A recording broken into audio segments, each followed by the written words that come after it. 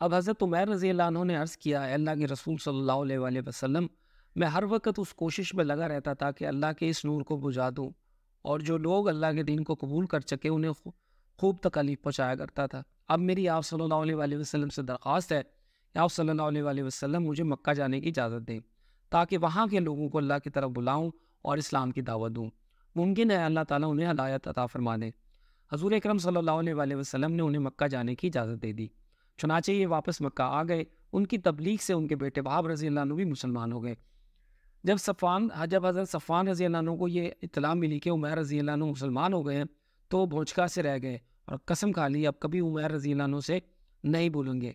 اپنے گھر والوں کو دین کی دعوت دینے کے بعد عمیر رضی اللہ عنہ صفوان رضی اللہ عنہ کے پاس آئے اور پکار کر کہا، اے صفوان، تم ہمارے سرداروں میں سے ایک سردار ہو۔ تمہیں معلوم ہے کہ ہم پتھروں کو پوجتے رہے ہیں اور ان کے نام پر قربانیاں دیتے رہے ہیں، بھلا یہ بھی کوئی دین ہوا؟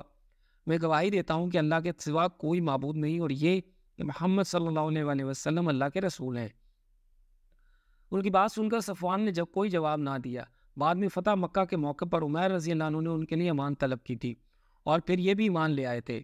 ان کے اسلام لانے کا قصہ فتح مکہ کے موقع پر تفصیل سے آئے گا انشاءاللہ۔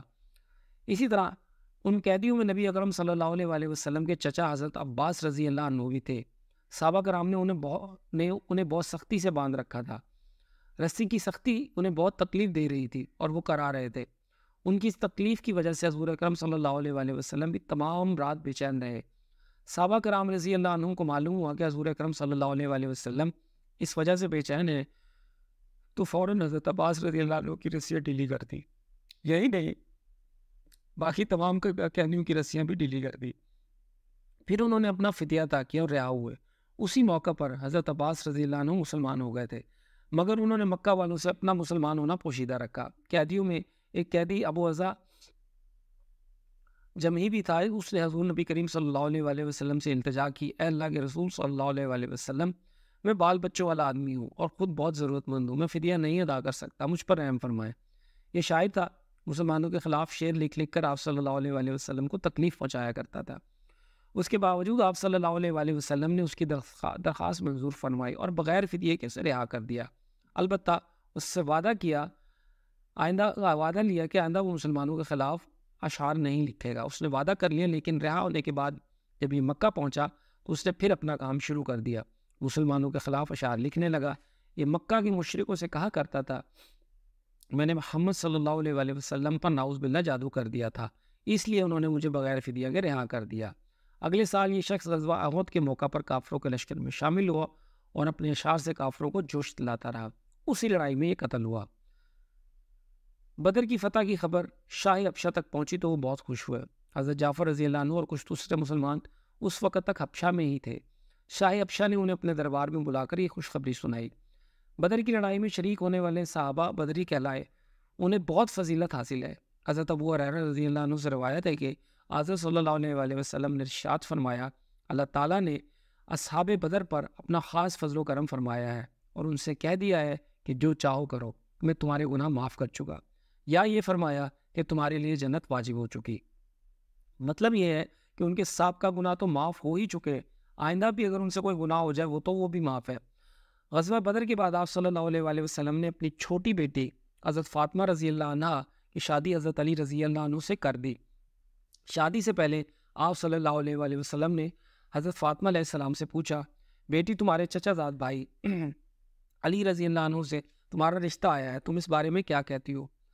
حضرت فاطمہ علیہ السلام خاموش رہیں، انہوں نے کوئی اعتراض نہ کیا۔ تب حضور نبی کریم صلی اللہ علیہ وآلہ وسلم نے حضرت علی علیہ السلام کو بلایا اور ان سے پوچھا، تمہارے پاس کیا کچھ ہے، یعنی شادی کے لیے کیا انتظام ہے؟ انہوں نے جواب دیا، میرے پاس صرف ایک گھوڑا اور ایک زرہ ہے۔ یہ سن کر آپ صلی اللہ علیہ وآلہ وسلم نے ارشاد فرمایا، گھوڑا تو تمہارے لیے ضروری ہے، البتہ تم زرہ کو فروخت کر دو۔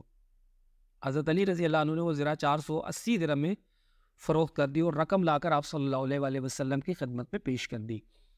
اس سلسلے میں ایک روایت یہ بھی ہے کہ جب حضرت عثمان رضی اللہ عنہ کو پتہ چلا کہ شادی کے سلسلے میں حضرت علی اپنی زرہ بیچ رہے ہیں تو انہوں نے فرمایا، یہ زرہ اسلام کے شہ سوار علی کی ہے، یہ ہرگز فروخت نہیں ہونی چاہیے۔ پھر انہوں نے حضرت علی رضی اللہ عنہ کے غلام کو بلایا، انہیں 400 درہم دیتے ہوئے کہا، یہ درہم اس زرہ کے بدلے میں علی کو دے دیں۔ ساتھ ہی انہوں نے زرہ بھی واپس کر دی۔ بہرحال اس شادی کا خرچ پورا ہوا.